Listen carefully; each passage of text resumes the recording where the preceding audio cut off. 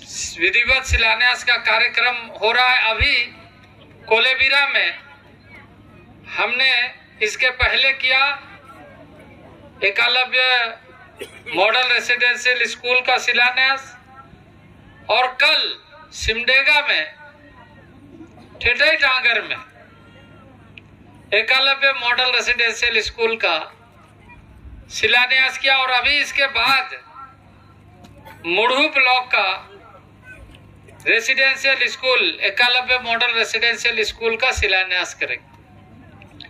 और एक विद्यालय 38 करोड़ से लेकर 48 करोड़ तक का खर्च आएगा। 480 विद्यार्थी, 240 भैया, 240 बहनें, अलग अलग कैंपस बनेगा, हॉस्टल बनेगा, कैंटीन बनेगा, शिक्षकों के, प्रधानाचार्य के रहने के आवास से लेकर सभी शिक्षकों के लिए यहाँ भवन बनेगा, और कैंपस के अंदर जो अभिभावक आएंगे उसके लिए भी एक गेस्ट हाउस बनेगा कि बाहर से आने वाले कोई भी अभिभावक उस गेस्ट हाउस में ठहर सकते, उस गेस्ट हाउस में मिल सकते। ऐसे एक व्यवस्था इस एकलव्य मॉडल रेसिडेंशियल स्कूल के माध्यम से बनाई जा रही है, और जिसमें यहाँ तो 480 बच्चे पढ़ेंगे, लेकिन देश भर में 3.5 लाख बच्चे इस तरह के विद्यालयों के माध्यम से पढ़ेंगे। और मुझे खुशी इस बात की है कि ऐसे स्थानों में लगभग सभी प्रखंडों में इस तरह के विद्यालय खोले जा रहे हैं हमारे मंत्रालय के माध्यम से। और मैं समझता हूं कि शिक्षा का ये द्वीप जलाकर शिक्षा का ये जो प्रयास हो रहा है कि प्रत्येक ब्लॉक में नवोदय विद्यालय से भी बेहतर कैसे हो, इसकी सोच के साथ विद्यालय बनाने का कार्य चल रहा है। यह वास्तविक रूप से भगवान बिरसा मुंडा के प्रति श्रद्धांजलि है कि उन्होंने जिन उद्देश्यों के साथ ब्रिटिश हुकूमत के खिलाफ में संघर्ष करते हुए अपनी आहुति दी कि हमारे आने वाले पीढ़ी, हमारे आने वाले वंशज, उनको उनका मौलिक अधिकार के साथ ऐसा अवसर मिले कि वो खुश रह सके, प्रगति हो सके, आगे बढ़ सके और भविष्य का निर्माण कर सके। और मैं बहुत ध्यान से सुन रहा था मान्यवर कड़िया मुंडा जी को। उन्होंने कहा कि इस तरह का विद्यालय ऐसे क्षेत्रों में बहुत पहले खुल जाना चाहिए आजादी के लंबे कालखंड में। एक राज्य सरकारों को इस तरह के योजना के माध्यम से केंद्र सरकार राशि देती थी, लेकिन उसमें इस बात का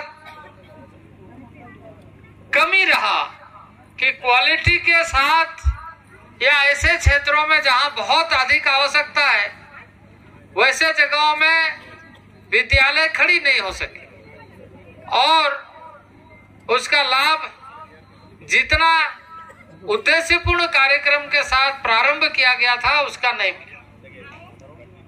इसलिए अब भारत सरकार ने फैसला किया कि ऐसे सभी प्रखंडों में विद्यालय खोले जाए और वहां के बच्चों को पूर्ण रूप से सुविधा मिले। और इस तरह से अभी पूरे देश भर में 740 स्कूल बनाए जा रहे हैं, और 740 स्कूल 38 और 48 करोड़ के लागत से आप बन रहा है, तो आप समझ सकते हैं लगभग इन सारे विद्यालयों को बनाने में भारत सरकार 30,000 करोड़ खर्चा कर रही है। यह एक परियोजना है जो इस उद्देश्य के साथ किया जा रहा है कि गुणवत्ता, क्वालिटी एजुकेशन और गुणवत्ता आधारित शिक्षा कैसे मिले। इस विद्यालय के माध्यम से हम अपना भविष्य को रेखांकित करें। ऐसे विद्यालयों के माध्यम से इस क्षेत्र को प्रज्वलित करें। जो पहले एक नवोदय विद्यालय जिला स्तर पर होता था, अब ब्लॉक स्तर पर, और जैसे सिमडेगा में 10 ब्लॉक 10 स्कूल ऐसे बन रहा है, यहाँ पर भी वैसी बन रहा है। लगभग सभी ब्लॉक में, इवन जो खूंटी है, खूंटी ब्लॉक में भी दिया गया। तो इस तरीके से सभी ब्लॉक में ये विद्यालय बनाए जा रहे हैं और इस विद्यालय का उद्देश्य यही है कि आज जो वर्तमान में शिक्षा चाहिए बच्चों को, वो शिक्षा अपने सुदूरवर्ती गांव के क्षेत्र में ही आधारभूत संरचना ऐसे बने कि वहीं मिले। यहाँ पर सबसे बड़ी बात है कि जितने विद्यालय बन रहे हैं ये डिजिटल यानी कंप्यूटर, स्मार्ट क्लास और 4 खेल के मैदान भी बनेंगे, चाहे वो हॉकी का हो, चाहे फुटबॉल का हो, चाहे क्रिकेट का हो, चाहे तीरंदाजी का हो। हर खेल में महिलाओं को भी और पुरुष वर्ग सभी को प्रशिक्षण दिया जाएगा। तो ये हमारे मंत्रालय के तरफ से, जिस मंत्रालय में कार्य करने का दायित्व आपके द्वारा चुने जाने के कारण देश के प्रधानमंत्री ने दायित्व दिया है। अभी इसके अलावा एक योजना हमने शुरू किया है। इस फर्स्ट फेज में हमने खूंटी के 250 गांव को चयन किया है। 254 है।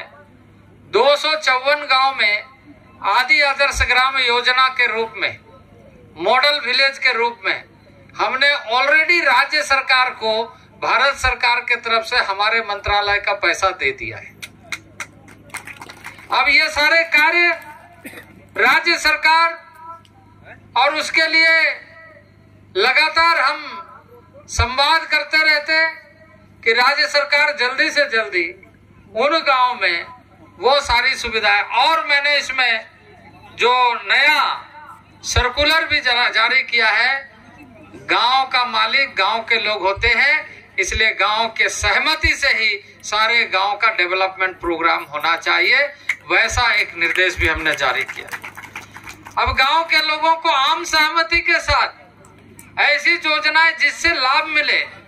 कई बार हम ऐसा सोचते हैं कि ये योजना सरकार का है, सरकार बनाए, सरकार समझे। वो गांव के लिए बनता है, वो हमारे लिए बनता है, हम सबके लिए बनता है।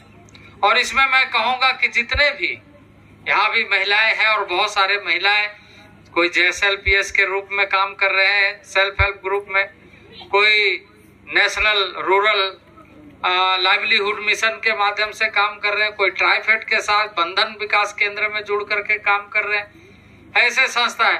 उन महिलाओं से मैं कहना चाहता हूं, आप यहाँ उपस्थित है लेकिन बहुत सारी महिलाएं काम कर रही हैं। ये जो आदर्श गांव की योजना है, इसमें आपकी सहभागिता, आप किस तरह का रोजगार मूलक कार्य अपने गांव में चाहते हैं, उसके बारे में आप सोचिए। मैं यहाँ के पदाधिकारियों से भी ये कहना चाहता हूँ कि महिलाओं को जो सेल्फ हेल्प ग्रुप है, जहाँ नहीं है वहां बनाइए, जहाँ है उसको सक्रिय करिए, और उनके बनाए गए वस्तुओं का बाजार अच्छे ढंग से हो। मुझे इस बात की खुशी है कि कुछ सब्जियों के उत्पादन में, फलों के उत्पादन में, ऐसे सीजनल फ्रूट्स के उत्पादन में यह क्षेत्र आगे बढ़ रहा है। तोरपा में आम के बागान भी बहुत सारे बनाए गए। अब हमारा दायित्व है कि इसका मार्केटिंग का, लिंकेज का, ताकि हमारे किसान को पूरी सुविधा मिले, इस पर जोर देना है। और मैं पदाधिकारियों को हमेशा इस बात के लिए प्रेरित भी करता हूं और कहता हूं कि हम सबको मिलकर के किसान को और किसान के लिए जो आवश्यक है वो सारी चीजें हमें करनी है, हम सबको मिलकर के करना। किसान सम्मान निधि के माध्यम से भारत सरकार किसानों को प्रोत्साहित करती है। एक आम आदमी की कठिनाई न हो, इसके लिए अभी तक कोविड के समय में प्रारंभ हुआ गरीब कल्याण योजना, जिसके माध्यम से अनाज दिया जाता है, चावल दिया जाता है, वो अभी तक जारी है। लेकिन इसके साथ साथ स्वयं को सशक्त बनाने के लिए पहली बात कि शिक्षा के प्रति ज्यादा रुचि लेकर, जागरूक होकर के हमें अपने बच्चों को अच्छी शिक्षा कैसे मिले, इसके लिए हमेशा थोड़ा ध्यान रखना चाहिए। स्वास्थ्य के बारे में भगवान ने हम सबको शरीर दिया है, जीवन दिया है, वो जीवन मिला है तो उसको उपयोगी बनाना चाहिए। अपने लिए स्वस्थ होना भी जरूरी है और दूसरे के लिए स्वस्थ रखना भी जरूरी है। तभी हमारी भगवान की दी हुई ये शरीर की जो ऊर्जा है अच्छे कार्य में लगेगा। हमें इन सारी बातों को ध्यान में रखना है। जो भी योजनाएं प्रारंभ होती है उसके पीछे लाभ की बात तभी हम कह सकते हैं जब ज्ञान के माध्यम से उसका उपयोग करें और स्वस्थ शरीर को रख करके उसका लाभ लें। ये दोनों बातें यदि हमारे ध्यान में नहीं होगी तो लाभ मिलने के बाद भी उसका उपयोग नहीं कर पाए। इसलिए स्वास्थ्य समय समय पर, कई बार होता है कि जब कोई बीमार होता है तभी अस्पताल में जाता है। आप बीमार ना हो इसके लिए भी अस्पताल जाना जरूरी है कि आपके शरीर में किसी तरह का बीमारी ना आए। इसके लिए सावधानी के लिए जो जांच होता है वो जांच कराना चाहिए। जिसका आयुष्मान कार्ड नहीं है उसका आयुष्मान कार्ड बनवाना चाहिए और जिसका नहीं बना है उसको बनाने में सहायक हो करके सहयोग करना चाहिए।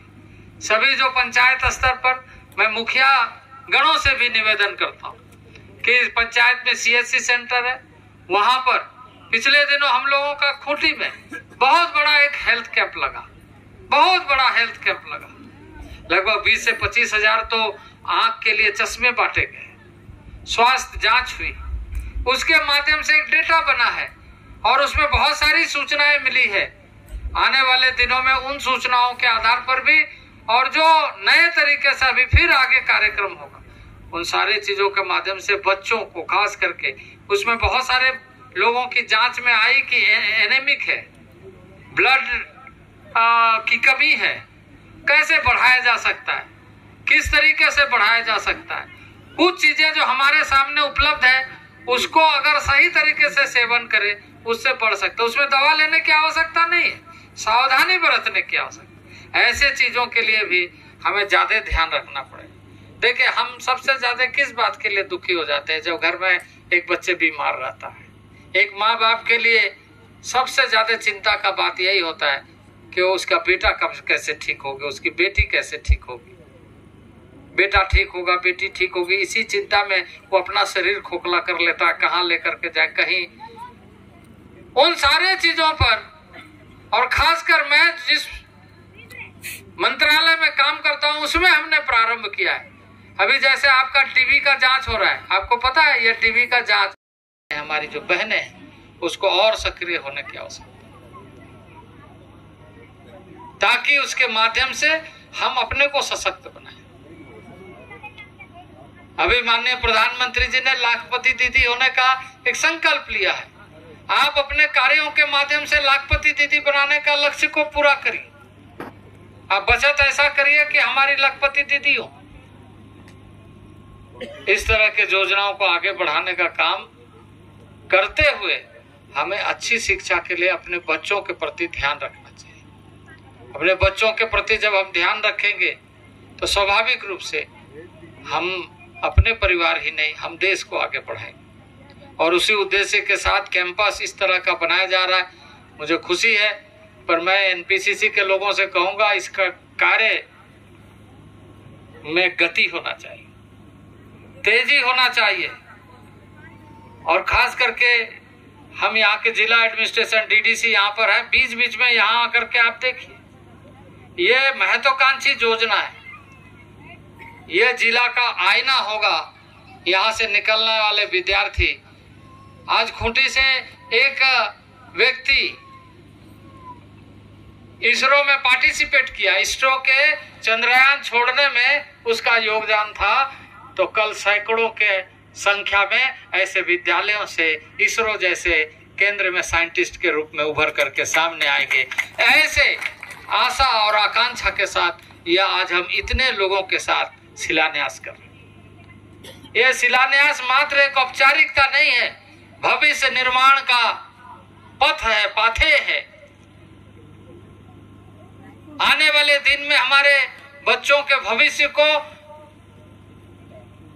इन संस्थाओं के माध्यम से देख रहे हैं। इन संस्थाओं का, क्योंकि अभी इसकी गुणवत्ता में मैं अंतिम बात कहते हुए कि इन विद्यालयों के लिए अब ये विद्यालय एक तरफ बन रहा है और दूसरा तरफ हमेशा कहा जाता है, लेकिन इस बार हमने अपने मंत्रालय से 38,000 शिक्षकों का बहाली करने का फैसला किया है। उसका विज्ञापन भी जारी हो चुका है। 10,500 का अभी फर्स्ट पेज में, फिर 10,500, फिर इस तरीके से हम 38,000 शिक्षकों का नियुक्ति करेंगे और वो नियुक्ति किए गए शिक्षक इसी कैंपस में रहेंगे, यहीं पर रहेंगे। ये बाहर से आना जाना नहीं करेंगे, ये यहीं कैंपस में रहेंगे। उनके लिए भी आवासीय सुविधा हो रहा है। जो जिसके बच्चे पढ़ेंगे, जैसे मैंने कहा कि उनके लिए गेस्ट हाउस भी एक अलग से बनेगा कि कोई अभिभावक आ गया हो, मिलना चाहता है, एक आध दिन रहना चाहता है, उसके लिए भी वो सुविधा यहाँ पर उपलब्ध होगा। तो इसका पूरा लाभ हम सबको, इस ब्लॉक के सभी बच्चों को मिले, ये ध्यान में रखते हुए करना। मैं इन्हीं शब्दों के साथ अपने वाणी को विराम देता हूँ। आप सबको नमस्कार। बोलिए भारत माता की, भारत माता की। बहुत बहुत धन्यवाद।